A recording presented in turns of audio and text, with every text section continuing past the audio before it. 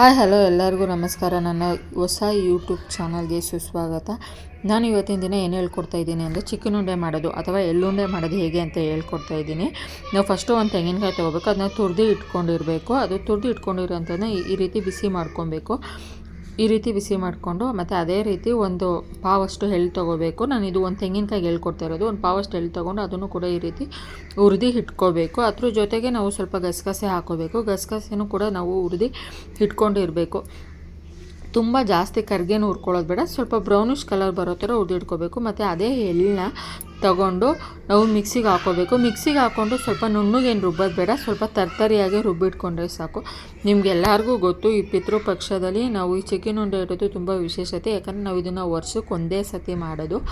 But ಮಿಕ್ಕಿದ ಯಾವ ಟೈಮಲ್ಲೂ ನಾವು ಇದನ್ನು ಮಾಡೋಕ್ಕಾಗಲ್ಲ. ತಿನ್ನಬೇಕು ಅಂದ್ರೂ ಕೂಡ ನಾವು ಇದನ್ನು ಮಾಡ್ಕೊಂಡು ತಿನ್ನೋಕ್ಕಾಗಲ್ಲ. ನಾವು ಇದನ್ನು ವರ್ಷಕ್ಕೆ ಒಂದೇ ಸತಿ ಮಾಡಬೇಕು. ಆದ್ದರಿಂದ ನೋಡ್ಕೊಳ್ಳಿ. ಮತ್ತು ನೋಡಿ, ಈ ಥರ ತರ್ತರಿಯಾಗಿ ಎಳ್ಳನ್ನು ರುಬ್ಬಿಟ್ಕೋಬೇಕು. ಅದೇ ಥರ ಕಾಯಿನೂ ಕೂಡ ನಾವು ರುಬ್ಕೋಬೇಕು. ಕಾಯಿನೂ ಕೂಡ ನಾವು ಸ್ವಲ್ಪ ತರ್ತರಿಯಾಗಿ ರುಬ್ಕೋಬೇಕು. ಅದ್ರ ಜೊತೆಗೆ ನಾವು ಆವಾಗಲೇ ಹುರಿದು ಇಟ್ಕೊಂಡಿರುವಂಥ ಗಸಗಸೆ ಕೂಡ ಹಾಕೋಬೇಕು. ಈ ಪಿತೃಪಕ್ಷ ಅಂದರೆ ನಮ್ಮ ಹಿರೀಕರಿಗೆ ನಾವು ಈ ಹಬ್ಬದಲ್ಲಿ ವಿಶೇಷ ಅಂದರೆ ಅಡುಗೆಗಳನ್ನ ಮಾಡಿ ಇಡೋವಂಥದ್ದು ತುಂಬ ವಿಶೇಷತೆ. ಸೊ ನಾವು ಹಿರಿಯರಿಗೆ ಮತ್ತು ಇದು ಏನೋ ಒಂಥರ ಧನ್ಯವಾದ ಅಥವಾ ಶ್ರದ್ಧಾಂಜಲಿ ತೋರಿಸೋ ಥರ ಈ ಪಿತೃಪಕ್ಷ. ಆದ್ದರಿಂದ ಈ ಪಿತೃಪಕ್ಷದಲ್ಲಿ ಅವ್ರಿಗೆ ಇಷ್ಟ ಆಗೋಂಥ ತಿನಿಸು ಧಾನ್ಯಗಳನ್ನು ಮಾಡಿ ಇಡೋದು ತುಂಬ ವಿಶೇಷತೆ ಇದೆ. ಅದರಲ್ಲಿ ಈ ಚಿಕನ್ ಉಂಡೆ ಅಂತೂ ತುಂಬ ವಿಶೇಷತೆ, ಇದಕ್ಕೆ ಇದರೇ ಆದ ಮಹತ್ವ ಇದೆ. ಸೊ ಆದ್ದರಿಂದ ಇದನ್ನು ಮಾಡಿಟ್ಟರೆ ಅವ್ರಿಗೆ ತುಂಬ ಖುಷಿ ಕೊಡ್ತಾರೆ ಅಂತ ಅನ್ಕೋತೇವೆ. ಮತ್ತು ನೋಡಿ, ನಾವು ಹುರಿದು ಇಟ್ಕೊಂಡಿರುವಂಥ ಗಸಗಸೆನ ಕೂಡ ಹಾಕ್ಕೊತಾ ಇದ್ದೀವಿ. ಅದ್ರ ಜೊತೆಗೆ ನಾವು ಬೆಲ್ಲ ಮೀನ್ಸ್ ಅಂದರೆ ನಾವೀಗ ಒಂದು ತೆಂಗಿನಕಾಯಿ ತೊಗೊಂಡ್ರೆ ಒಂದು ಬಟ್ಲಷ್ಟು ಬೆಲ್ಲ, ಅದನ್ನು ಕೂಡ ತುರಿದು ಇಟ್ಕೊಂಡಿರಬೇಕು. ಅದನ್ನು ಹಾಕಬೇಕು. ನೀವು ಒಂದು ತೆಂಗಿನಕಾಯಿ ತೊಗೊಂಡ್ರೆ ಒಂದು ಬೆಲ್ಲ ತೊಗೊಂಡು ಹಾಕಿಟ್ಕೋಬೇಕು. ಅದನ್ನು ಹಾಕಿ ಸೈಡ್ಗೆ ಇಟ್ಕೊಳ್ಳಿ. ಅದೇ ಥರ ನೀವೇನಾದ್ರು ಮಾಡಬೇಕಂದ್ರೆ ಉದ್ದಿನ ಬೇಳೆ ಮತ್ತು ಅಕ್ಕಿ ಎರಡನ್ನೂ ಕೂಡ ಬೆಳಗ್ಗೆನೇ ನೆನೆಸಿಟ್ಕೊಂಡಿರಬೇಕು. ನೆನೆಸಿಟ್ಕೊಂಡಿರೋದನ್ನ ನುಣ್ಣಗೆ ಎರಡನ್ನೂ ಸಪ್ರೇಟಾಗಿ ನೋಡಿ, ನಾನು ಇಲ್ಲಿ ತೋರಿಸ್ತಾ ಇರೋ ಥರ ನುಣ್ಣಗೆ ರುಬ್ಕೋಬೇಕು. ಅಕ್ಕಿನೂ ರುಬ್ಕೋಬೇಕು, ಉದ್ದಿನ ಬೇಳೆನೂ ರುಬ್ಕೋಬೇಕು. ಆದರೆ ಎರಡನ್ನೂ ಜೊತೆಗೆ ಮಿಕ್ಸ್ ಮಾಡಬಾರ್ದು. ಎರಡನ್ನೂ ಸಪ್ರೇಟಾಗಿ ರುಬ್ಬಿಟ್ಕೋಬೇಕು. ಅಕ್ಕಿ ಬೇರೆ ಮತ್ತು ಉದ್ದಿನ ಬೇಳೆನ ಎರಡನ್ನೂ ನುಣ್ಣಗೆ ಸಪ್ರೇಟಾಗಿ ಇಟ್ಕೋಬೇಕು. ಮತ್ತು ಇದನ್ನು ಹೇಗೆ ಮಿಕ್ಸ್ ಮಾಡೋದಂದರೆ, ನೀವು 2 ಕಪ್ಪು ಅಕ್ಕಿ ಹಿಟ್ಟನ್ನು ಹಾಕಿದ್ರೆ, ಅಕ್ಕಿ ರುಬ್ಬಿರೋದನ್ನ ಹಾಕ್ಕೊಂಡ್ರೆ 1 ಕಪ್ಪಷ್ಟು ಉದ್ದಿನಬೇಳೆ ಹಾಕ್ಕೋಬೇಕು. ಸೊ ನಮಗೆಲ್ಲ ಗೊತ್ತಲ್ಲ, ದೊಡ್ಡೋರು ಅಂದರೆ ಆ ಥರ ಕಪ್ಪೆಲ್ಲ ಏನೂ ಇಟ್ಕೊಳ್ಳಲ್ಲ. ಅವ್ರ ಕೈಯಲ್ಲೇ ಅಳತೆ ತೊಗೊಂಡು 2 ಅಕ್ಕಿ ಮತ್ತು 1 ಉದ್ದಿನಬೇಳೆನ ಕೈಯಲ್ಲೇ ಅವ್ರಿಗೆ ಅಳತೆ ಸಿಕ್ಬಿಡುತ್ತೆ. ಸೊ ಅವ್ರು ಹಾಗೆ ಹಾಕ್ಕೊಂಬಿಟ್ರು.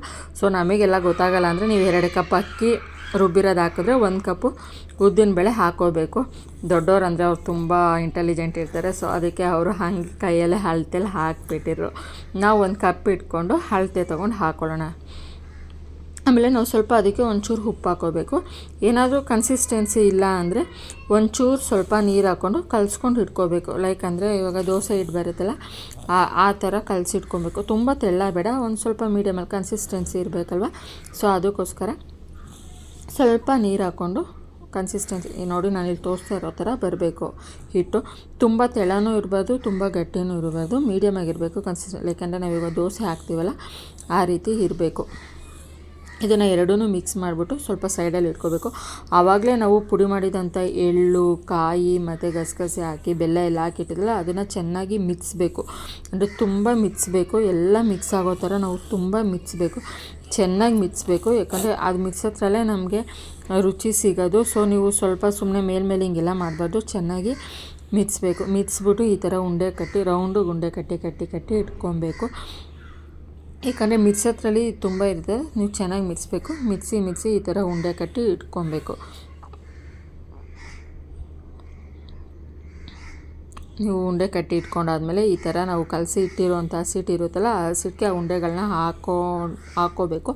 ಹಾಕ್ಕೊಂಡಾದ್ಮೇಲೆ ಮಾಮೂಲಿ ಉಂಡೆ ಕಟ್ಟಿರುತ್ತಲ್ಲ, ಅದನ್ನೆಲ್ಲ ನೀವು ಕಲಸಿರೋಂಥ ಹಸಿಟ್ಟಿಗೆ ಹಾಕ್ಕೊಂಡು ಅದನ್ನು ಮಿಕ್ಸ್ ಮಾಡ್ಕೊಬೇಕು. ಅಂದರೆ ಹಸಿಟ್ಟು ಆ ಉಂಡೆ ಕಟ್ಟಿರೋದನ್ನ ಹಸಿಟ್ಟಲ್ಲಿ ಹಜ್ಜಿ ಇಡಬೇಕು. ಹಜ್ಜಿ ಇಟ್ಟಾದ್ಮೇಲೆ ಮಾಮೂಲಿ ಬಾಣಲಿಗೆ ಒಂದು ಬಾಣಲಿಗೆ ಎಣ್ಣೆ ಇಟ್ಕೊಂಡಿರಬೇಕು. ಆ ಎಣ್ಣೆಗೆ ಅದು ಹಸಿಟ್ಟಿಗೆ ಹಾಕಿದಂಥ ಉಂಡೆನ ಎತ್ತಿ ಬಿಡಬೇಕು. ಬಿಡ್ದಾದ್ಮೇಲೆ ಬೇಯಿಸಬೇಕು. ನೋಡಿ, ನೀವಿಲ್ಲಿ ನೋಡ್ತಾ ಇದ್ದೀರಾ, ನಾವು ಹಾಕ್ತಾಯಿದ್ದೀವಿ ಉಂಡೆಗಳನ್ನ.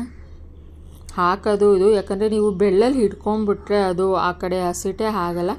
ಸೊ ನೀಟಾಗಿ ಹಾಕಿ ಉಂಡೆ ಮಾಡಿ ಹಾಕಿ. ಇಲ್ಲಾಂದರೆ ಒಂದು ಕಡೆ ಹಸಿಟ್ಟಾಗುತ್ತೆ, ಒಂದು ಕಡೆ ಹಸಿಟ್ಟಾಗಲ್ಲ. ಸೊ ಅದಕ್ಕೆ ಫಸ್ಟೇ ಉಂಡೆಗಳನ್ನ ಹಸಿಟ್ಟಲ್ಲಿ ಹಾಕ್ಕೊಬಿಡ್ಬೇಕು. ಅಂದರೆ ರುಬ್ಬಿರೋದ್ರಲ್ಲಿ ಹಾಕ್ಕೊಂಬಿಡ್ಬೇಕು. ರುಬ್ಬಿರೋದ್ರಲ್ಲಿ ಹಾಕೊಂಡ್ರಿಂದ ಅದು ಹಸಿಟ್ಟು ಎಲ್ಲ ಕಡೆ ಆಗುತ್ತೆ. ಆಮೇಲೆ ಎತ್ತಿ ಹಾಕ್ಬೋದು. ಸೊ ಫೈನಲಿ ಚಿಕನ್ ಉಂಡೆ ರೆಡಿಯಾಗಿದೆ. ಬೇಯಿಸ್ಕೊಂಡಾದ್ಮೇಲೆ ಈ ರೀತಿ ಅಂದರೆ ಫುಲ್ಲು ಬ್ರೌನಿಶ್ ಆಗೂ ಬೇಯಿಸಬಾರ್ದು, ಒಂದು ಮೀಡಿಯಮ್ ಕಲರ್ ಬರುತ್ತೆ ನೋಡಿ. ಇಲ್ಲಿ ನೋಡ್ತಾ ಇದ್ದೀರಲ್ಲ, ಇಷ್ಟು ಬೇಯಿಸಿದ್ರೆ ಸಾಕು ನಿಮಗೆ ಕ್ರಿಪ್ಸಿ ಅಲ್ಲ, ಗರಿಯಾದ ಚಿಕನ್ ಉಂಡೆ ರೆಡಿಯಾಗಿರುತ್ತೆ. ನೀವು ಮಾಡ್ಕೊಳ್ಳಿ, ತಿನ್ಕೊಳ್ಳಿ, ನಿಮ್ಮ ಪೂರ್ವಜರಿಗೆ ಇಟ್ಟು